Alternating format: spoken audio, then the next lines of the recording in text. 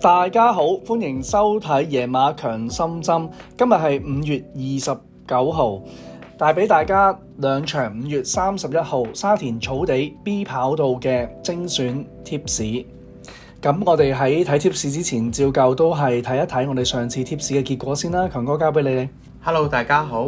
咁我哋睇翻上次貼嘅貼士先啦。首先第一場係貼3、2、6、8、7。咁結果跑出嚟係9、11、10、8。咁我哋得個第4名嘅啫。另外一場貼係第3場1號、8號、3號、6號、11號。咁結果跑出嚟係3號、1號、2號、6號。咁我哋二重彩同埋另外一隻跑第4嘅。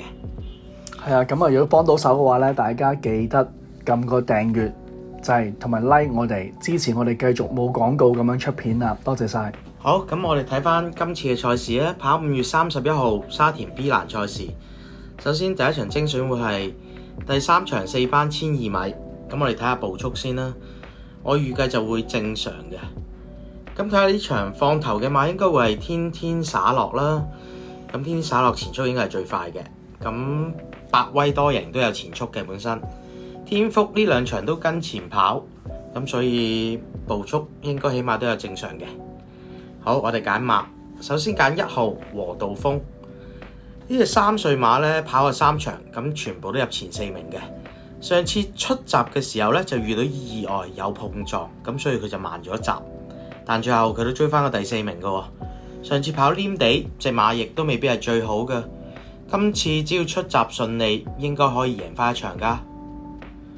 第二隻馬要揀嘅係7號粵進聯歡。呢隻馬本身一直都係由巴道操開嘅，咁上次佢竟然唔騎喎，但係隻馬都可以喺大力前置嘅情況下追翻個第6名翻嚟。今次巴道自己攞翻嚟騎，粵進係嘅殺手，一向都係巴道，今次有計噶。第三隻要揀嘅馬係4號天天灑落。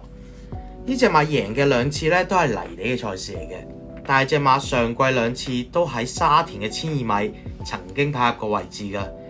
依家評55分，咁再擺個見習生上去減10磅，排1檔，有權俾佢一放到底㗎。第4隻要揀嘅馬係13號官萬物。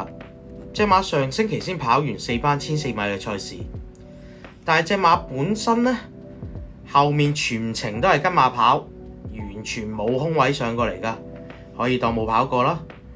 今次毛偉傑匆匆再報名，佢嘅衝出馬成績亦都唔錯㗎，有50%上名，所以要拖實啦。最後一隻揀嘅馬係11號韓至尊，曾經517場次咧追過入 Q 嘅，跟住跑2場咧都冇咩嘢睇喎。今次轉一寸背屁啦，初帶呢個眼罩上陣，練馬師應該係想佢可以擺翻前少少。睇神操隻馬狀態仲係唔錯㗎，可以一試。咁重複一次，我哋第3場要揀嘅馬：1號和道風、7號粵進聯歡、4號天天灑落、13號官萬物同埋11號嘅韓至尊。好，第2場精選賽事會係第8場4班1400米，咁步速估計咧就正常嘅。呢場照計會放頭嘅馬應該就會係線路萬里啦，前速最快係佢噶啦，11檔外碟會 cut 埋你啦。另外跟到前嘅馬應該仲會係創寶區啦，預計守到 box seat。咁開心5月都有啲前速嘅，咁正常有呢幾隻馬步速應該會係正常啦。好，我哋揀馬，首先第一隻要揀嘅馬係4號仍然威風。隻馬今季跑咗好多次3班1200米嘅賽事，但係成績都係一般般。自購馬首次落嚟4班跑，咁對手就減弱咗好多啦。佢亦都跑翻佢上季贏馬嘅3班1400米路程。咁呢隻應該係第一隻要揀嘅馬啦。第二隻要揀1號嘅線路萬里。今季跑咗咁多次1400米嘅賽事咧，全部都入到前4名嘅。呢隻馬夠晒準，今次繼續用翻原行搖跑，減10磅放頭，威力亦都好大噶，一定要揀埋啊！第3隻要揀就係6號創寶區。神操見隻馬咧狀態越嚟越靚噶啦，近幾場1400米都可以入到位。咁睇黎超星未交代嘅馬，呢一場一定會播俾你哋睇㗎，要買啊！第四隻揀嘅就係14號華麗再贏，隻馬神操睇咧越嚟越進步，出腳亦都有力咗㗎。今次換外籍大師傅艾兆禮上去孭翻個輕磅，成功喺爭冠階段拖翻佢啦。最後一隻要揀2號龍傲玲瓏，上次1400米黏地後上輕鬆贏馬喎，末段嘅姿態有餘未盡㗎。今次加7分，潘頓繼續騎翻佢，唔可以睇少㗎。